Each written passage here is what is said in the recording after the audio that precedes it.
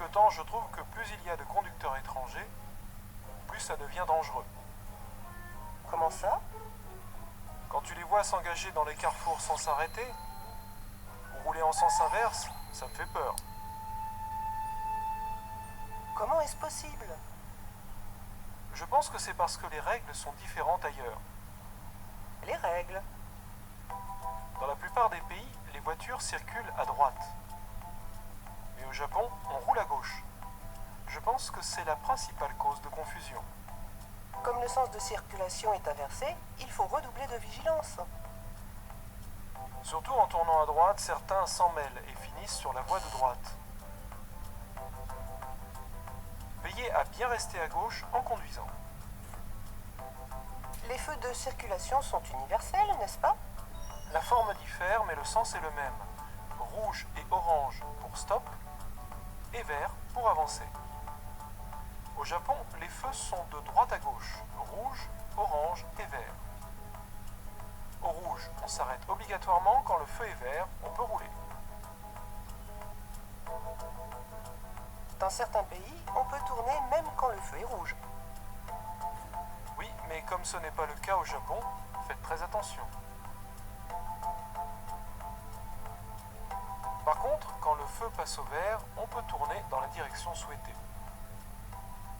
La signalisation demande également de l'attention. Tout à fait. Veillez à bien faire attention à ce genre de panneau. Par exemple, ce panneau indique qu'on ne peut rouler que tout droit ou tourner à gauche. Tourner à droite constitue une infraction au code de la route.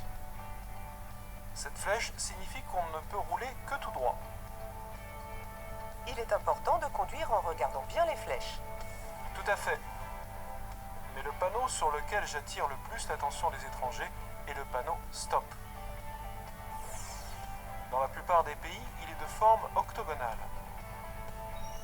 Au Japon, il est comme ça. Comme il est en japonais, il n'est pas évident à comprendre, mais parfois le mot stop suit le mot japonais. Souvenez-vous qu'un triangle rouge à l'envers signifie stop. Ignorer un stop augmente considérablement le risque d'accident. Oui, c'est très dangereux. Veillez à bien respecter les stops. Quelles sont les autres situations à risque?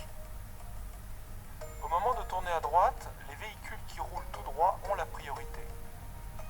Même si vous vous êtes engagé le premier dans un carrefour, ne tournez à droite qu'après le passage du véhicule d'en face. Il est très dangereux de tourner à droite à l'approche d'un véhicule en sens inverse. De plus, après avoir tourné, veillez à bien rester sur la file de gauche. En outre, l'alcool au volant, tenir un téléphone portable en conduisant ou utiliser un smartphone au volant sont interdits. Non seulement au Japon, c'est aussi le cas dans la plupart des pays du monde. Il faut aussi vérifier la validité de son permis.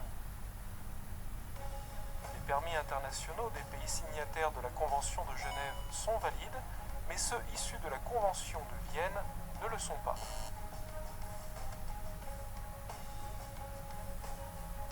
Les permis de conduire issus de certains pays ou régions sont également valides au Japon s'ils sont accompagnés d'une traduction en japonais. Je vois. Veillez à bien vérifier si le permis de conduire international de votre pays ou région est valide au Japon. Oui. Pour les novices en matière de conduite au Japon, soyez encore plus prudents que de coutume. En cas d'accident, veuillez prévenir la police en composant le 110. En cas de blessure, veuillez appeler une ambulance en composant le 119. Moi qui n'ai pas envie d'être victime d'un accident, je vous prie de rouler prudemment, tout en respectant les règles. Si c'est d'accord, Enjoy Japan!